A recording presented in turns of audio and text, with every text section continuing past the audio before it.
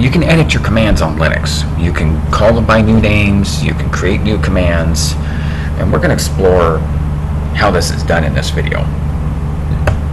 Alright. This is dealing with the terminal. And what happens when we type in a command is it is going to look for some type of command in the command path. And these are separated by colons, so we can see multiple spots where it can find. These are all spots where your programs live. One of these we have access to right here. This one I don't need root privileges to access. This is my own personal spot. Now, a lot of times they do, on a lot of distros, they can put this. You can add it to the path, but a lot of times your bin folder, it doesn't exist, but if you create a bin folder, sometimes you have to log out and log back in, but that folder will oftentimes be valid for you to create your own commands. So let's go on into that right now, and I've created a few things in here. We're actually going to look at this long. So these commands, you'll notice one of them is highlighted bright green. That means it recognizes it as a command. The other ones are not yet recognized as commands. I'm going to explain what Linux looks for a command to be. It's going to look for either a compiled executable code that is marked with execute permissions. Now the permissions, that's the reason why I went long, was to show the permissions on here. The first set, there are 3 sets, and the first set is going to be the owner, which is, this is in my account, I created it, I'm the owner.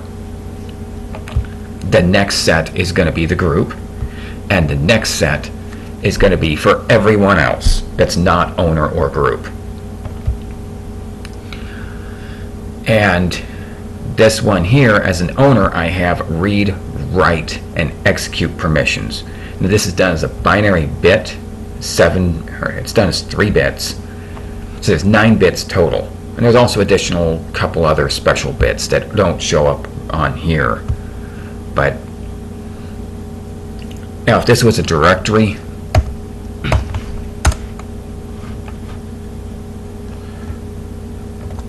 you would see something else too. You'll see the D flag over here done, right over on this side, instead of that dash. That means it knows it's a directory. And directories have to have execute permissions. It's just part of how Linux works. If it doesn't have execute permissions, you can't look at it. It's invalidated as a directory, or you can't get into it, whatever it be. But it's just not. If you don't have execute permissions, you can't get into a directory. You can't work with a directory. It's got to have execute permissions. But in here, I can read these files. Everyone can read these files. I can also write to it, but I can also execute it. So any of these files here, you can go on into the file manager and right click, go into properties and permissions there, or we can just go ahead and say change the permissions here and make them all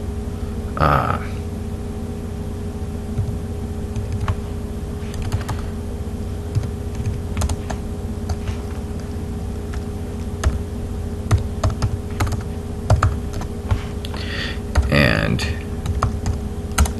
this will mean that we're going to see them all highlight on this. Now you see they're all bright green. So I just turned them all into executables. So Linux is going to look for files in that path that we showed earlier.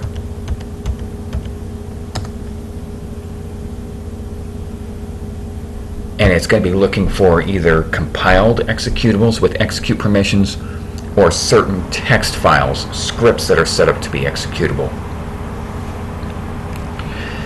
And now we're going to take a look at some of these files.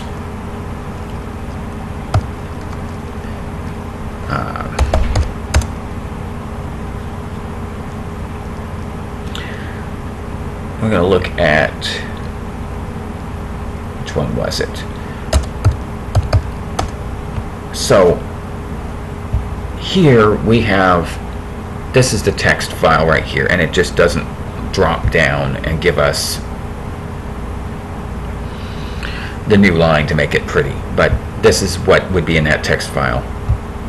So this is a hash bang, and it signals that we are giving it an interpreter. This should be the first line in there for this to work, and I'm telling it that this is a bash script. Now I can set this up as a PHP program, PHP script, Python script, whatever else, whatever text interpreter I'm going to run. So whenever I type in this command, if it's looking at this, if it finds this text type file, it is going to launch bin bash and throw in everything else into that interpreter, which means that new instance of bin bash is now going to be echoing out the local IP stem, the local IP address, the loopback IP address. Now what's the point with that? Well, my thinking is, if you have, I use them all the time to, whenever I'm logging into servers that don't really have names, or I want to use the IP address to log in by, but I don't want to remember the IP address, I don't want to type the whole thing all the time. Now it's so much easier. Another thing you want to do before you start creating a bunch of commands is you want to go ahead and take a look and make sure that command does not exist. So you would take a look at, you type in which, that tells you which command it would be, and is there a myIP. Before I did this, it would have come up empty. It would have been a blank line before I made them all executables. But now it tells me it's going to run my path right here. It's going to run this file that I just showed you. So now if I type that command, it's going to simply output that IP. Now, let's take a look at where this would be used. Let's say I'm going to SSH into myself, and as my own user, right? A backtick, like I'm showing here, will put the output of that command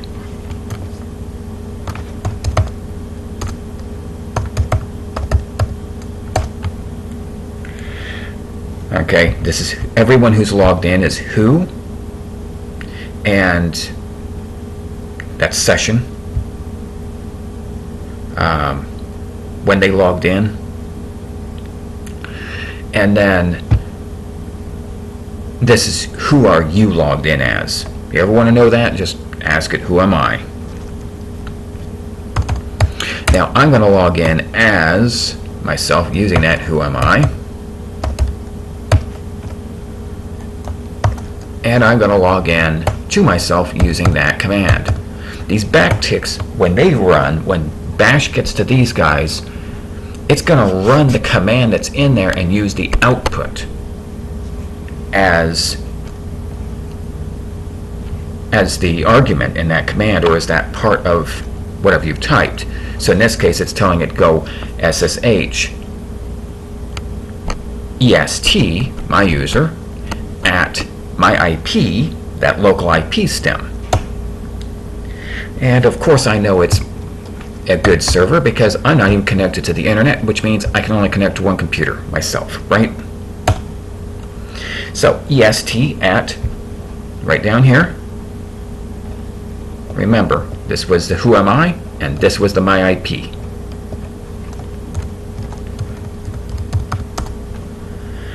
And now, who all's in? Well, now I have additional, I'm sorry, that's your session. And then this is where we're at. This is where they're logged in from. So that's logged in on the local system directly, and then this is logged in. This is logged in remotely, and from where? So now I'm logged in, and now in order to get back on into that directory,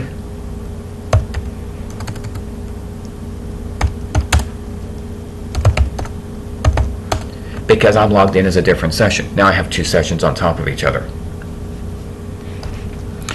So that's how that command can work. That's one way to create a command. Now let's say here I like to use my text editor mouse pad, but to me that just doesn't make sense. Why would I want to use, you don't type with a mouse. It's a text notepad. I think of notepad whenever I want to be there. I want to rename it notepad because I can remember that. I'm making notes on a pad. So this is where I'm going to rename it to notepad. So I would type up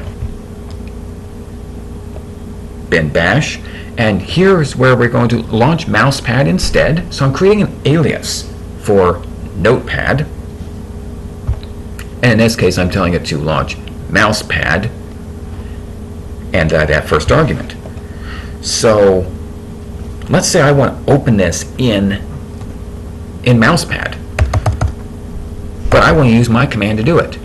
Notepad, because this is already executable. We made them all executable before. And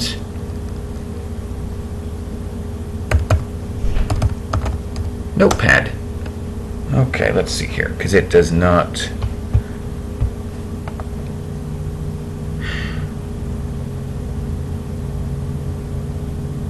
Oh, because I'm on there as SSH. I'm sorry. I'm trying to open it over in SSH. See, I'm not actually in my session at this point. It's remotely logging into the other machine. The same machine. Yeah, confusing. Let's get rid of the confusion. And now we are going to say, and now I can see. See, now I've got a command that I can just use. I can use Notepad instead of Mousepad to open up all my files. Every time I want to go into Mousepad, I can just type Notepad. And I'm good to go with that. Now, what if I want to rename the exit command to get silly and type exit instead?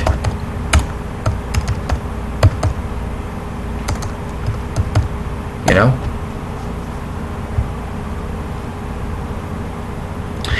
Oops, I do need to do a little bit of editing on this real quick.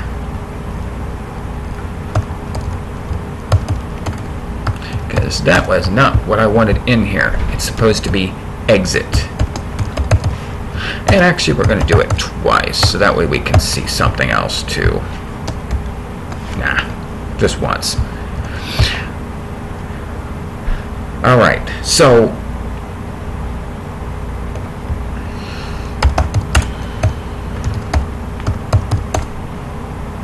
alright, so it's going to go to bin bash and go to exit.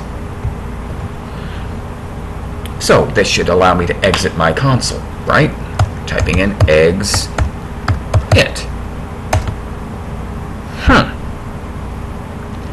This didn't work. There's a reason for this. When I explained to you about how these commands are found and run, remember the hash bang, it's telling it to load that interpreter to run these commands. So it's starting up. When I type in exit and it searches, it finds the exit file. It is going to find that. It's first going to look for a built-in command, something that's already been built right into bash or right into the kernel. It's going to try and find something on there, whatever's been built into your system, your hard compiled stuff. It's going to look for that stuff, any direct commands, and it's going to run those. But if it doesn't find that, then that's an available command space that you can use. Which means also, see, if I type which exit, nothing shows up because there is no command by exit. It's a built-in command. It's not a program. This is looking for programs and where they're at, where the path is to that program. It doesn't exist. It's a built-in command for the shell. Now, when I have this, I'm going to type in a command and it's going to look for that command. And when it finds it, in this case it's that text. So it is going to say, okay, I got an interpreter here.